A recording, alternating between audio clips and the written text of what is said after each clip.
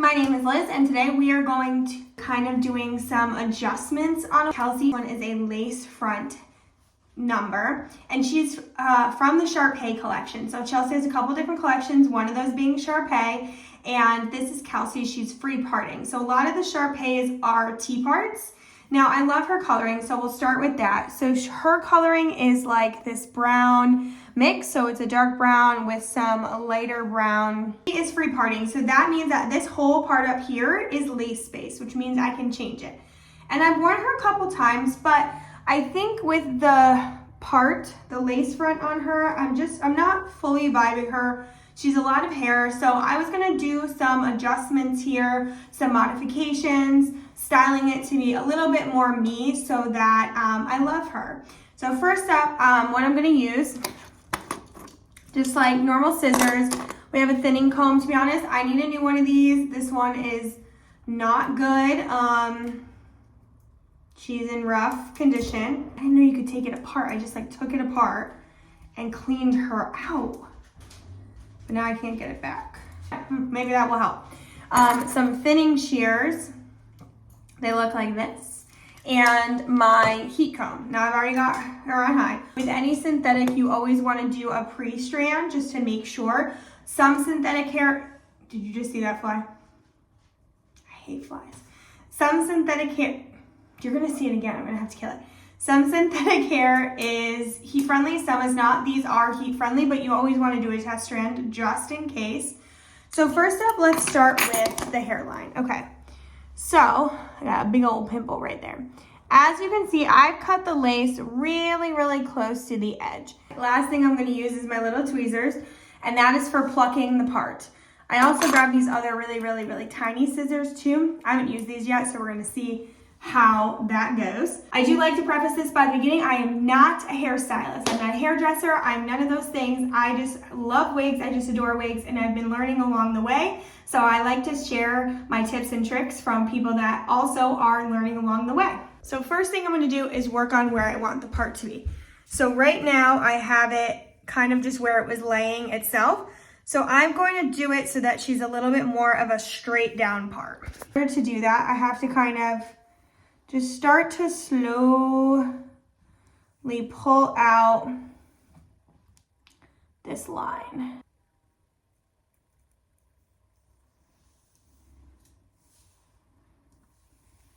There we go. Have that kind of part in mind. And then I'm gonna take my heat comb and I'm just gonna run it through the top to create a more defined part. Now here's the thing, like I think I've said before, synthetic wigs change their shape with heat. So unless you put heat on them, they are going to stay in the spot that they are. And you also need that heat to cool.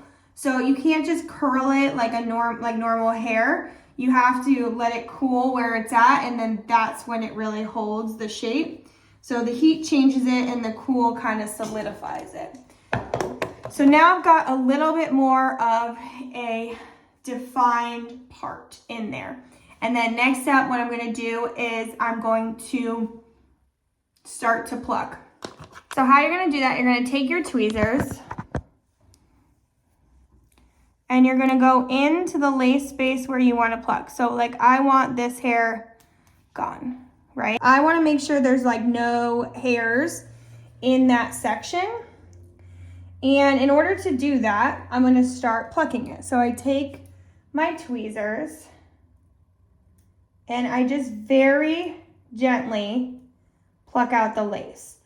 All the lace fronts are well, I guess maybe not, but a lot of them, they're like sewn in. So that's how you get the hair in that lace. So you're essentially just undoing that sewing knot that they put in there. Now, the lace is very delicate, so you want to be careful as you're doing this. So you can see those knots are black, right? You can see how dark they are.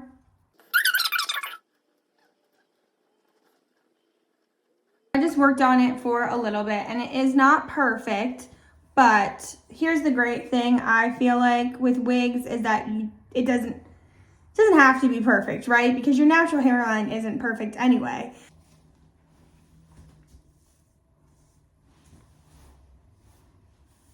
All right, yeah, I definitely already like that better. We've got kind of our part going. Now I want to just create a little bit more bang here, right? So they're pretty good as it is, but I'm going to take this space and I'm going to create that really defined line.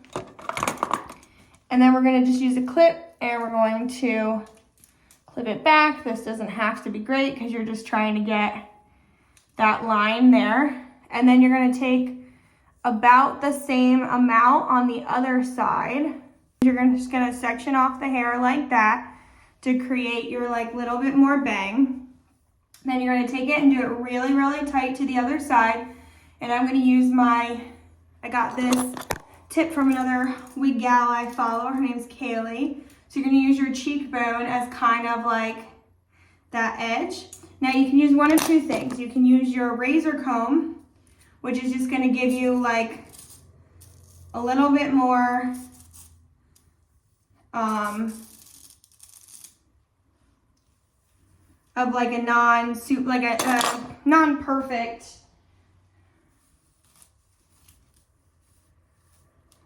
All right, so you can see like the two sides. You can start to see the difference side by side. So I'm just going to keep doing that. I do it about probably 3 or 4 times before I get it where I want it to be.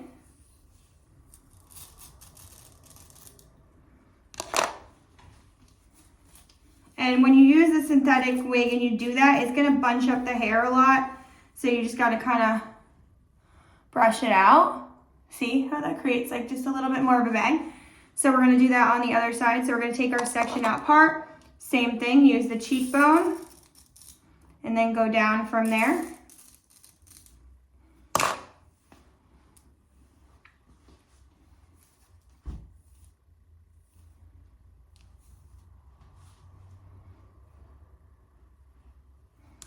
And then any additional one, I can just kind of go in with a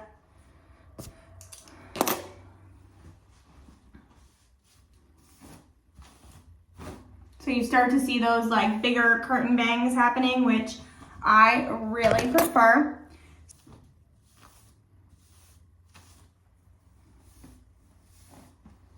I'm gonna start to brush her out. We see a little bit more of that defined part. We see a little bit more of those curtain bangs happening.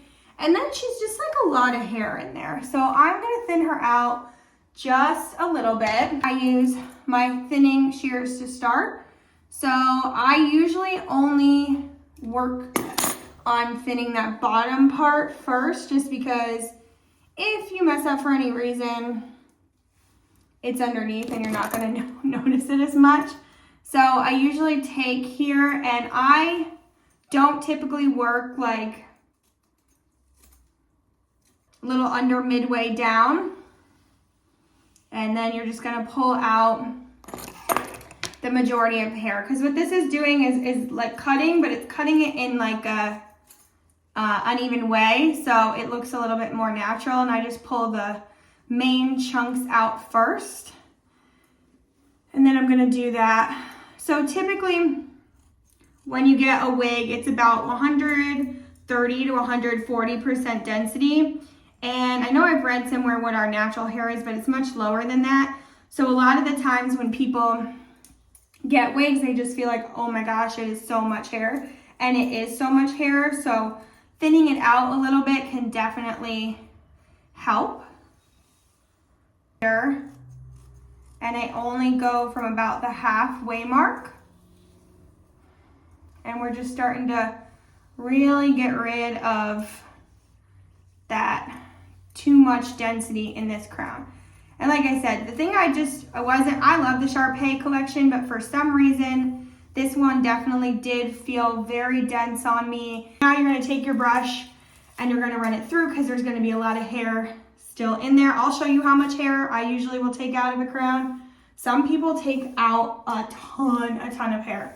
I don't usually take out a lot, I usually just thin it out enough to make it just a little bit more natural.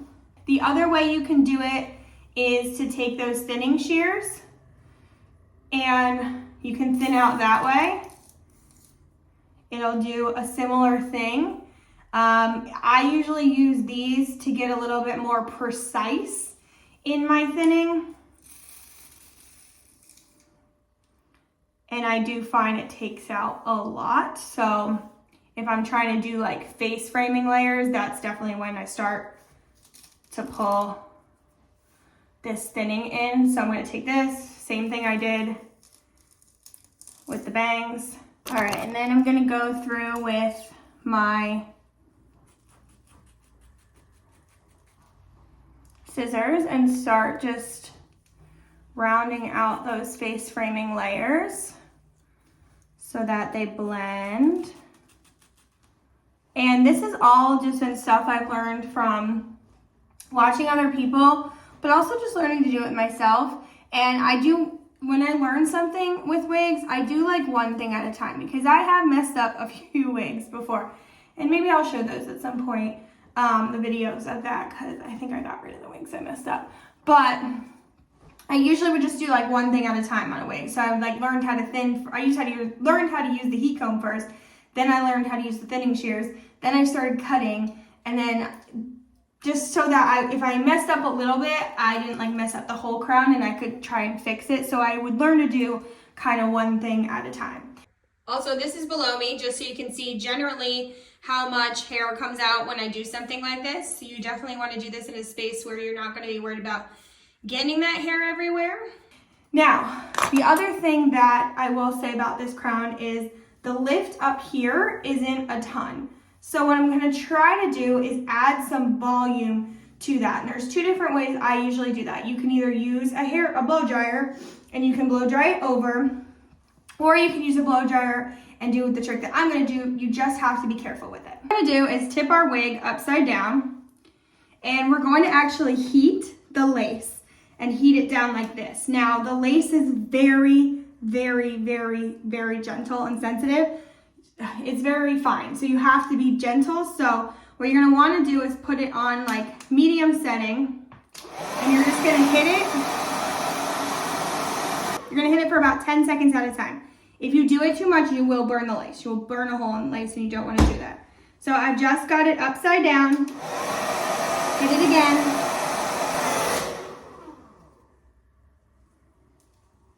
Again, do not. Now while I'm here, since I have her upside down, I'm gonna trim from the other way. So as you can see on here, maybe you can't. I don't like it to be like that. I like it to, some people like it to be kind of like a crooked line because supposedly our eyes don't will recognize a straight line and not a crooked line. But personally for me, I feel like I just notice those edges being a problem a lot more, so I always kind of clean them up. Like I said, with any synthetic, you need it to cool slowly, so we're gonna leave this off until it cools and just leave it hanging upside down. All right, so as you can already see, she's got a little bit more volume up here, which I love. It doesn't feel so flat. And now I'm just gonna add on by using a normal, so just like you would volumize your normal hair, you will do it this way. It's just about the cooling that makes it different. So we're gonna take that top chunk, right? Just take a little bit off the top, and then we're gonna blow dry it away from us. Now this one's the most annoying because you have to sit there while it cools. So we heat it. You can use a cool setting. And that's just gonna create just a little more of that volume over there, which I love. So, I don't know if she's perfect yet, but I feel like she's pretty freaking close, and she's already feeling better on me than she was before. So those are some of the tips and tricks that I do to customize a wig a little bit more to how I want it to look. Again, start with small increments. Don't do everything at once. Get used to using the heat comb first and then start to use the thinning stuff, and just do a little bit at a time and you'll get a lot better. And this is the final result of Chelsey. She is not available right now, but a lot of the Sharpays still are. Those mostly are T-parts, but eventually I do think some Sharpays will come back that are free parting, but you can use these tips and tricks on any of the free parting crowns.